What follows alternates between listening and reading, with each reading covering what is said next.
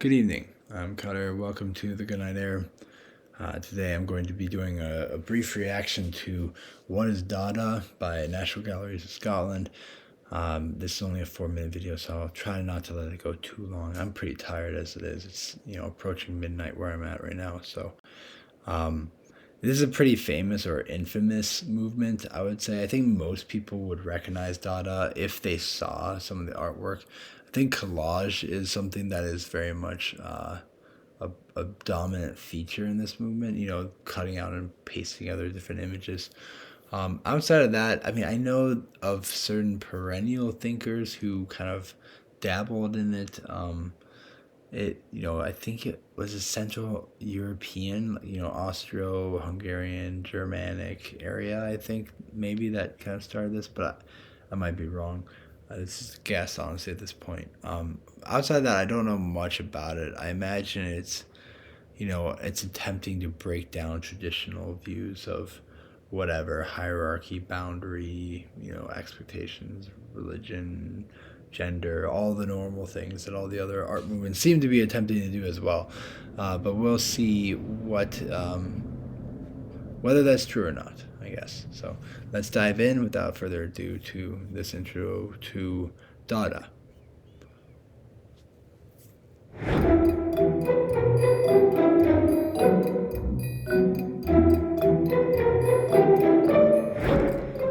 The First World War was one of the most destructive wars in our history.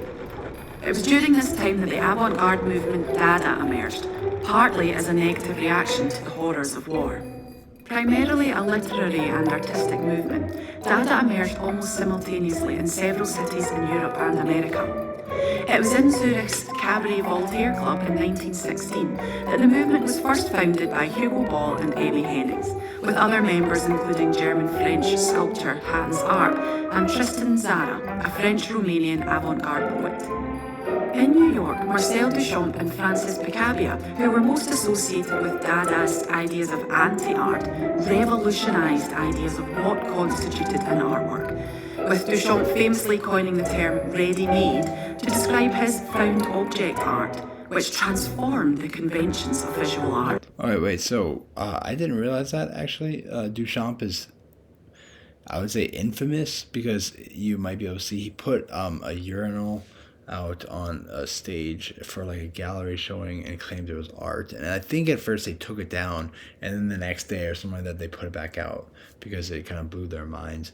Now I would say it blew their minds not because of the beauty or the technique or anything, but clearly because of the idea behind it. And so I would personally, this is me, but I view these kinds of things as thought experiments more than art.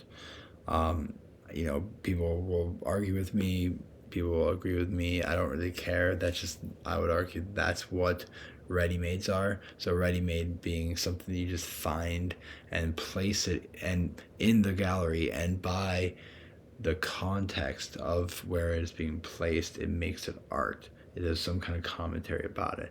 It's still something that's used to this day. I'll probably do a reaction video. I think I have it written down as later on in this playlist, so I'll probably do a reaction video on that. But I didn't realize that he was part of the Dada movement technically.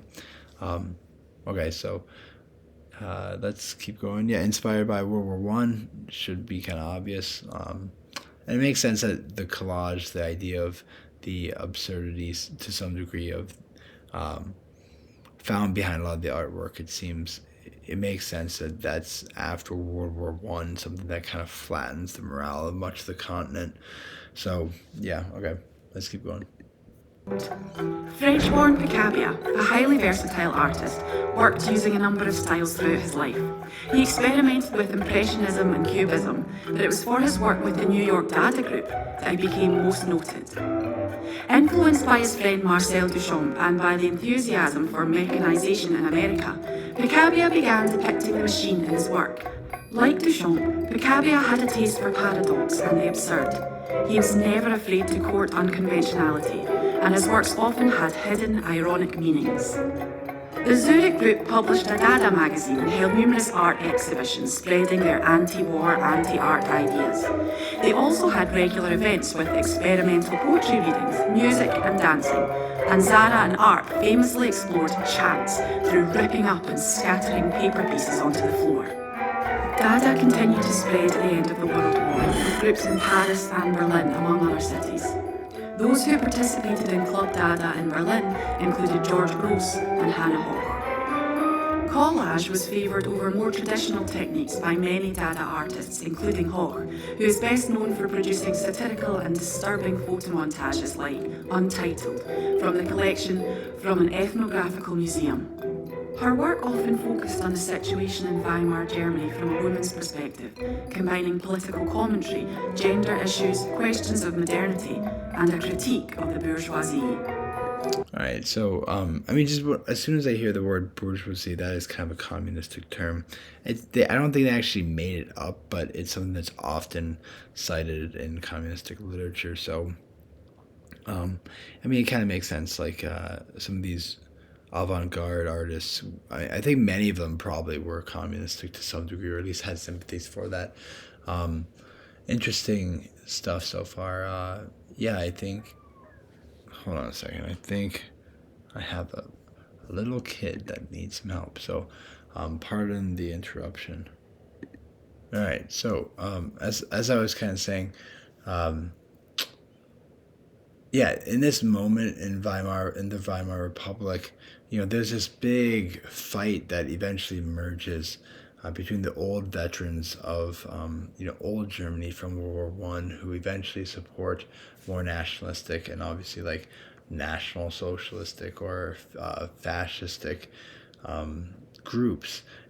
And on the other hand, there's a lot who support the communists, the socialists.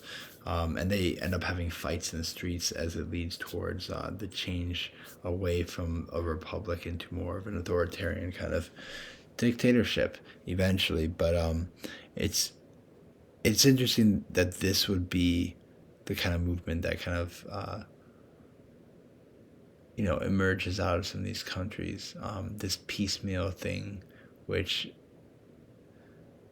I think it does reflect the kind of atomized nature of modernity and the kind of jarring and dismembered experience of modernity. And what I mean by that is,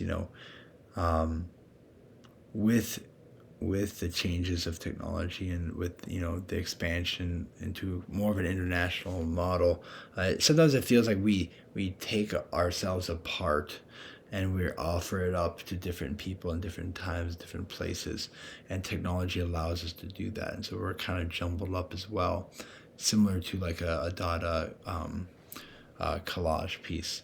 I don't know if that makes any sense at all, but I'm just going with it right now. So here we go.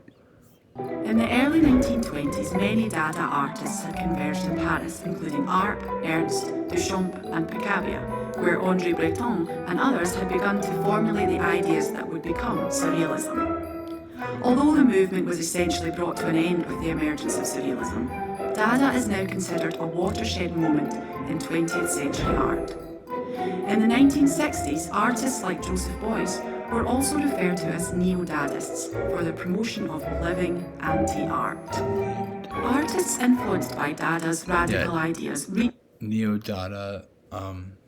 It's interesting. It lives on in some capacity, and how it inspired Surrealism. That's a movement I'm going to go over. I would say it's bigger. Let me see. Yeah, it's bigger. It technically goes till present, kind of like Dada, but I think most people recognize Surrealism. Maybe not more. It's pretty obvious when you're looking at Dada stuff to some degree, I would say. In terms of the famous works, at least. And there's a difference clearly between Dada and Surrealism, but it is interesting that it helps to inspire or form or kind of like morph into and lose itself within more of a surrealist lens. We'll have to do a video on that as well, obviously. But okay, yeah, it's kind of straightforward in terms of a description. So let's finish this thing up. Beyond the visual arts and into music, with the likes of Frank Zappa and David Bowie using Dadaist techniques, collaging lyrics and musical composition. Bowie also famously showed the continuing impact of Dada through costume. Developed amidst the darkness of World War One, this anti-art movement had its focal point in the nonsensical and absurd. Dadaism echoed the marked disillusionment of the time and concerned itself with the absence of meaning and the inevitability of chance in life events. If being anti-art means rejecting the styles and sensibilities of the day to make way for fresh thinking and approaches, what artistic struggle could there be? Okay, yeah, I mean, so like all the other modern art movements, it seems like it doesn't attempt to add on to the past, to build anything new, but rather it deconstructs, it questions, it subverts, um, you know, that's basically seemingly what it does. Um, well, there was gonna be a point I wanted to make. Oh, the interesting thing with David Bowie and his fashion, how he was inspired in fashion by Dada, and how it can be seen from in other mediums as well, and how that kind of carries it forward, so it lives on. Um, yeah, I mean, there's not much else to say beside it. Besides that, it's not very controversial. I think, to me at least, outside of whether just people personally like it or not. I'm not the biggest fan, but that's just me. I think I've met a couple people who very much are into Dada, um, but I would like to actually see the literary equivalent to it. The kind of jarring juxtaposition between random pieces, maybe not random, but placed as though they were random. Um, I think that's an interesting perspective, and I think probably a very dangerous perspective too. At the same time, that can't really be held on to, which I think is probably part of the reason why some of these movements disappear. Is they're kind of dangerous in that they tend to be very narrow, and they might lead people down certain rabbit holes that is not necessarily healthy for their mental faculties to go down. So I think if that's the case, then it makes sense that they kind of flare up and they burn out and they become something else afterwards. It's a little bit more stable for the artists and for arguably the society, outside of just everything's pointless. Let's just mash it all up together. All right, so hopefully that makes sense at all. Again, I'm not an expert in these things. How you become an expert, of course, is the question too. So maybe I shouldn't say it like that. But I'm not learned in the ways of visual arts. I am kind of maybe better than the average person, but this is part of the reason I'm going through this. I'm more of a literary person, so apologize if I'm messing up in some of these terms, or I get it completely wrong in terms of the inspirations, the movements, or whatnot. So anyway, on that note, it's getting pretty late. It's almost midnight, I think. Yeah. So have a great night, and God bless.